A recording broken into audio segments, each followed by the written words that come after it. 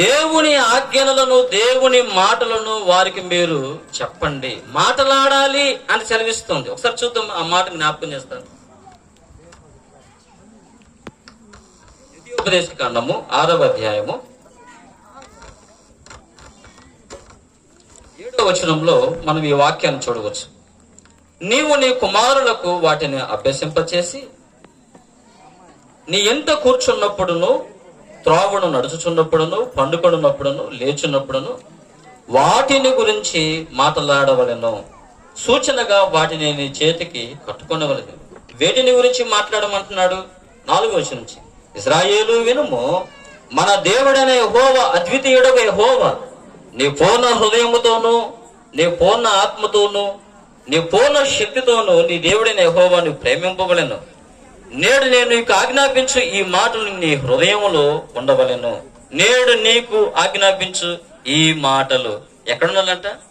మన హృదయంలో ఉండాలి. దేవుని మాటలు. మనము కలిసి కూర్చున్నప్పుడు భార్య, భర్త, పిల్లలు ఏం మాట్లాడుకోవాలి అని అంటే దేవుని మాటలు.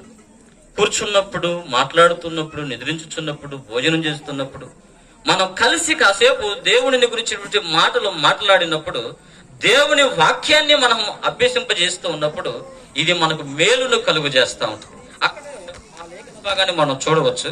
24వ వచనం, మనకు నిత్యము మేలు కలుగుటకై యెహోవా నేటి వలె మనలను బ్రతికించున్నట్లు మన దేవుడైన యెహోవాకు భయపడి ఈ కట్టడలు అన్నింటినీ గైకొనవలెనని ఆజ్ఞాపించును.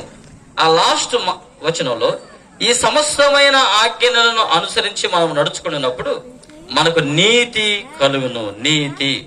ప్రభునందు ప్రేమైనటువంటి దేవుని సంగమా, మాటలాడుకోవాలి, సంభాషించుకోవాలి. కలిసి కూర్చొని మాట్లాడుకున్నప్పుడు మనము మన యొక్క జీవితాలలో ఒకరి హృదయంలో ఉన్న మాటలు ఇంకొక హృదయంలో ఉన్న మాటలు ఈ ఆంతర్యము దూరం అయిపోయినప్పుడు కలిసి మాట్లాడుకోవడం ద్వారా ఎంతో స్వచ్ఛత అనేది మన హృదయం నుంచి బయటికి వస్తుంది. 3వది, మొదటిగా ఏం చెప్పాను? ప్రేమ. 2వది క్షమాపణ. 3వది కలిసి మాట్లాడుకోవడం. 4వది ఏమిటి అంటే ప్రార్థన. ప్రార్థన అనేది మన కుటుంబానికి ఒక పరిశుద్ధ కంచె. కుటుంబం అంతా కలిసి చేస్తున్న ప్రార్థనకు దేవుడు జవాబునిస్తాడు. ప్రార్థన పరిస్థితులను మారుస్తుంది. ప్రార్థన దేవుని స్వరాన్ని వినగలిగినటువంటి భాగ్యాన్ని ఇస్తుంది. ప్రార్థన దేవుని మేలు దేవుని యొద్ద నుండి సమాధానమైనటువంటి పరిస్థితులను కానీ, సమాధానకరమైనటువంటి దీవెనలు కానీ పొందుకోవడానికి అవకాశం కలుగజేస్తాడు. చూడండి, రెబ్కా గొడ్రాలు అయినందున ఇస్సాకు యెహోవాకు మొరపెట్టును అని లేఖనములు సెలవిస్తా ఉంది. అక్కడ ప్రార్థన కనపడుతూ ఉంది. ఈ మాట జ్ఞాపకం చేసి నేను ముగిస్తాను.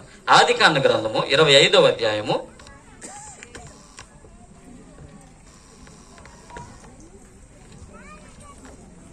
25వ అధ్యాయము 21వ వచనం నుంచి చదువుకున్నాం. ఇస్సాకు భార్య గొడ్రాలు గనుక అతడు ఆమె విషయమై యెహోవాను వేడుకొనెను. యెహోవా అతని ప్రార్థనని వినెను గనుక అతని భార్య అయిన రెబ్కా గర్భవతి ఆయను. ఆమె గర్భంలో శిశువులు ఒకరితోనొకడు పెనుగులాడుకునేది. ప్రభునందు ప్రియమైనటువంటి దేవుని సంగమా, 4వ పిల్లర్ ఏమిటి అంటే ప్రార్థన. చూడండి, రెబ్కా గొడ్రాలు అని ఇక్కడ రాయబడి ఉన్నది. అంటే ఆమెకు పిల్లలు లేరు, పిల్లలు కనే అవకాశం కూడా లేదు, ముద్ర వేయబడినది.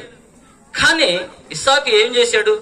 ఆమె నిమిత్తము దేవునికి ప్రార్థన చేశాడు. చూడండి, ప్రభునందు ప్రియమైన సంగమా, నా గురించి నా భార్య ప్రార్థన చేస్తుందిలే, దేవుడు నన్ను పట్టుకుంటాడు అని కొంతమంది చెప్తా ఉంటారు. ఏమిటి, భార్య ప్రార్థన చేస్తే దేవుడు భర్తను పట్టుకోవటం ఏంటి? తల్లిదండ్రులు ప్రార్థన చేస్తే పిల్లలను పట్టుకోవటం ఏంటి? పట్టుకునేది పట్టుకోకపోవటం అన్నది మనం చేసే పనులు బట్టి ఉంటుంది. కానీ ప్రార్థన దేవునికి ఇష్టమైనదిగా కుటుంబంతో కలిసి చేసిన ప్రార్థన కుటుంబాన్ని దేవుడు మార్చగలిగినటువంటి పరిస్థితులు మనం చూడగలుగుతాం. ఇక్కడ గొడ్రాలు అనబడి ఉంది రెబ్కా. కానీ ఆమె నిమిత్తము తన భర్త అయినటువంటి ఇస్సాకు ఏం చేశాడంట? దేవునికి ప్రార్థన చేశాడు. దేవునికి ప్రార్థన చేశాడు. పురుషులారా గమనించండి, మన భార్య మన ఇంట్లో ప్రార్థన చేస్తుందిలే అని ప్రార్థన లేకుండా పురుషుడు ఉండకూడదు. కలిసి ప్రార్థన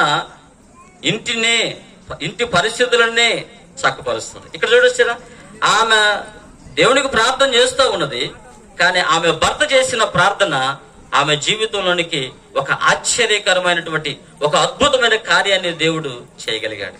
కాబట్టి ఇటువంటి ఒక ఇంటి నిర్మాణం కొరకన్నా, ఒక బిల్డింగ్ కొరకు ఏ రీతికైతే 4 మూలల పిల్లర్స్ ఎంత స్ట్రాంగ్ గా ఉండునో, మన కుటుంబ వ్యవస్థ ఈరోజు నవీన స్వాతి ఒక వారి వివాహ వ్యవస్థ వారి యొక్క ముందున్నటువంటి జీవితం కూడా ఫలభరితంగా, ఆశీర్వాదకరంగా, దృఢమైనదిగా ఉండాలి అంటే ప్రతి ఇంటిలోనూ, నవీను స్వాతి ఇంటిలోనూ ప్రేమ, క్షమాపణ, కలిసి మాట్లాడుకోవటం, ప్రార్థన, ఇవి మన ఇంటిని మన ఆశీర్వాదకరంగా దేవుడు మారుస్తాడు.